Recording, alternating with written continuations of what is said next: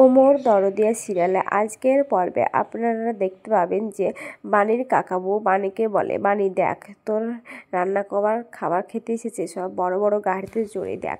তখন সে গাড়ি থেকে নামে কাবেরী আর ওর বান্ধবী, আর তখন বলে এ কোথায় নিয়ে এসেছিস, এ ফুটফাট হোটেলে আমি যাব না রে। তখন বলে যে কি না রে চল, আমি শুনেছি ভোলাগারের মাধ্যমে যে এই হোটেলে খাবারের স্বাদ নাকি খুব সুন্দর, চল বলে টেনে সেখানে নিয়ে যায়।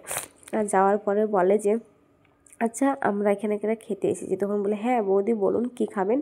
তখন কাবেরী বলে আমি তোমার কোন সম্পর্কের বৌদি, আমি বৌদি কেন হতে যাব, ম্যাম বলো ম্যাম। তখন বলে হ্যাঁ ম্যাম এখানে বসুন।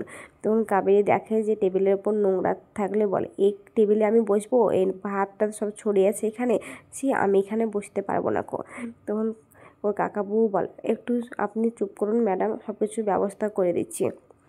আর তখন কাবেরীর বান্ধবীকে বলে এই শোন তুই খেলে খা এখানে, হ্যাঁ কিন্তু আমি এখানে বসে খেতে পারবো না কো। তখন ওর বান্ধবী বলে ঠিক আছে খাবারটা নিয়ে নিতে, গাড়িতে বসে খাবো আমরা, তাহলে তো কোনো অসুবিধা নেই কো। তখন বলে যে তুই এখানকার খাবার খেতে চাচ্ছিস, আমার এখানে খাবার খেতে ভালোই লাগছে না। তখন বাণী বলে ম্যাডাম একটা কথা বলি, আপনার গাড়িতে গিয়ে বসুন, আমি আনছি আপনাদের খাবার, আর যদি আপনাদের না ভালো লাগে তাহলে এখানে চিৎকার চেঁচামেচি করেন না, আপনাদের অন্য কোনো যদি হোটেলে ভালো লাগে ভিআইপি তাহলে সেখানে আপনি চলে যান, কিন্তু এখানে এসে চিৎকার করেন না। তখন কাবেরী এই কথাটা শুনে রেগে যায় আর বলে কি বলে তুমি আমাকে, দাঁড়াও এখনই তোমাকে দেখাচ্ছি মজা।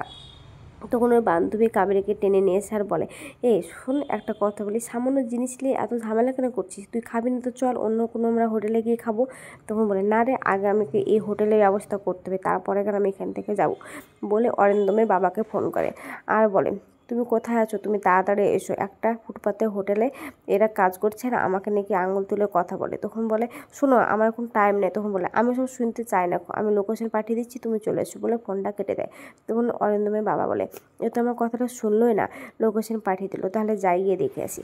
এদিকে তখন বাণী ভাবে যে কি যে ওরা তো কিছু একটা করতে চলেছে, এখন ঝামেলা পড়বে বলে যে বাণী তখন খাবার নিয়ে আসার বলে ম্যাডাম ঝামেলা করুন না, সামান্য বিষয় নিয়ে কেন ঝামেলা করছেন, নিন এই খাবারটা খেয়ে নিন, দেখুন আপনার খুব ভালো লাগবে।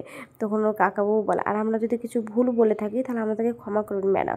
তখন বাণীর হাত থেকে খাবারের প্লেটটা নিয়ে ছুঁড়ে ফেলে দেয় আর বলে এখনও ভয় পেয়ে গেছো, তাই এখন মুখটা শুকিয়ে গেছে, তাই এখন খাবার নিচে দিচ্ছ, না আমি খাবো না, তোমাদের আগে এই হোটেলটা তুলবো তারপরে কেন আমার ব্যবস্থা, বলে সেখান থেকে বেরিয়ে চলে যায়। আর তখন ওর কাকাবু বলে বাণী এবার কি হবে, মনে তো হচ্ছে আমাদের হোটেলটাকে ভেঙে দিবে। তখন সেখানে অরিন্দমের বাবা আসে আর কাবেরী তখন বলে কী হয়েছে, তো চলো তুমি ভিতরে, আমাকে একটা মেয়ে নাকি বলছে কত মোটা মোটা কথা শুনেছি। তখন অরিন্দমের বাবাকে টানতে টানতে নিয়ে এসেলে দেখা যায় কি ওখানে বাণী। আর তখন অরিন্দমের বাবা অবাক হয়ে যায় আর বলে বাণী।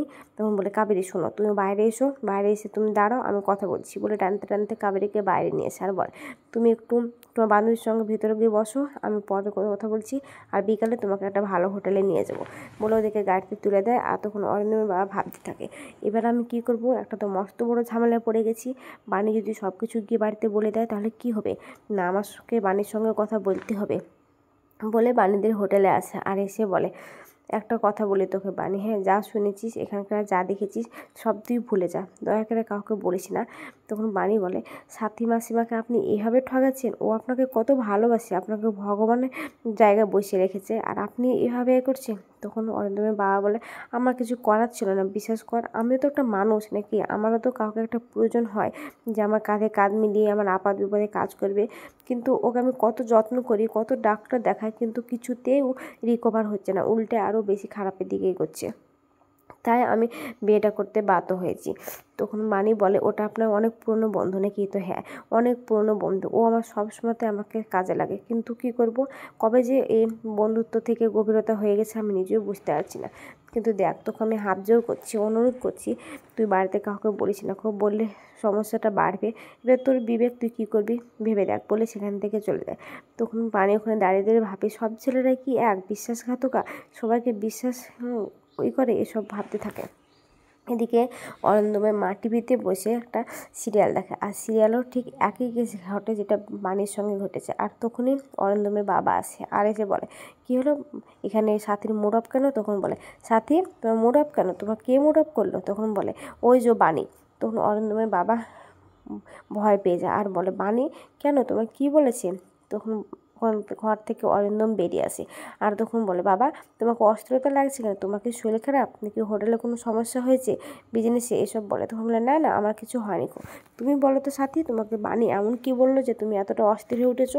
তখন বলে যে, ওই যে বানি বিদ্যুৎকে কেন ছেড়ে দিল, বিদ্যুৎকে ও ঝামেলা করতে পারলো না, ওকে আবার বিপদে ফেলবে, তখন কী করবে? সেম বানির মতো একটা সিরিয়ালে আমি একটা দেখছিলাম যে বানির মতো যে প্রথমে একটা বউ আছে, তার একটা বড় ছেলেও আছে, আর কয়েক বছর পর জানতে পারে মেয়েটা যে অনেকে আর একটা বিয়ে করেছে, আর সে ধাক্কা না সহ্য করতে পেরে মেয়েটা মারা গেল, এসব বলে। অন্যদিকে দেখা যায় যে বানি তানিয়াকে নিয়ে পড়তে বসাচ্ছে, আর তানিয়া পড়তে পড়তে ঘুম পেয়ে যায়। তখন বানি তানিয়ার দিকে তাকালে বলে, তানিয়া তোমার ঘুম পাচ্ছে? তো হ্যাঁ মামা ঘুম পাচ্ছে, কিন্তু তুমি পড়তে বলছো বলে আমি পড়ছি।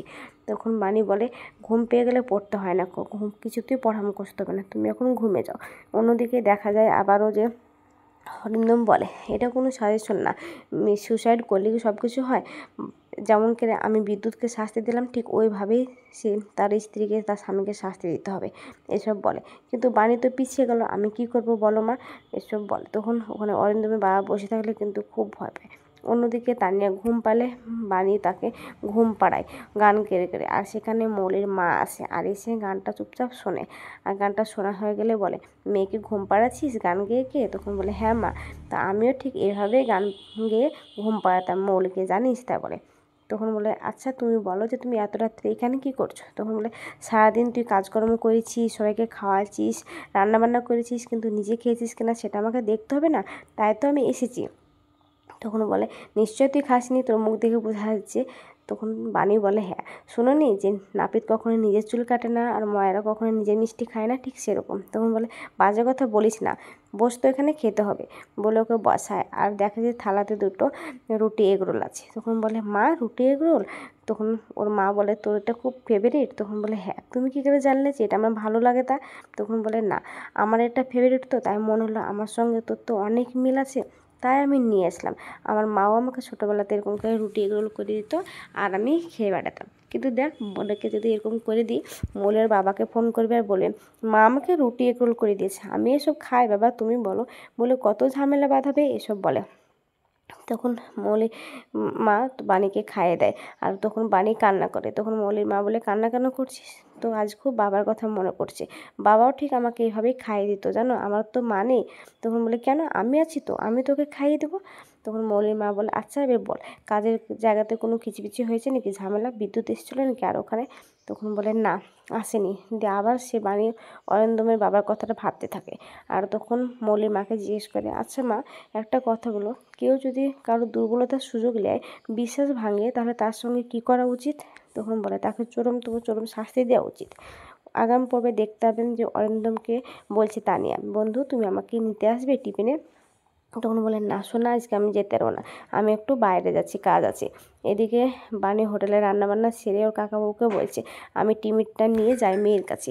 এদিকে তানিয়া রাস্তায় অপেক্ষা করছে আর ভাবছি এখনও কেন আসছে না মা। আর ঠিক তখনই বিদ্যুৎ আসে আর বলে, আমার কাছে আসবে? তখন তানিয়া বলে, পচা আঙ্কেলটা বলে ভয় পেয়ে যায়। তো আজকের পর্বটা কেমন হয়েছে, ভালো লাগলে কমেন্ট, শেয়ার, সাবস্ক্রাইব করবেন, আর ভুল বলে থাকলে ক্ষমা করবেন।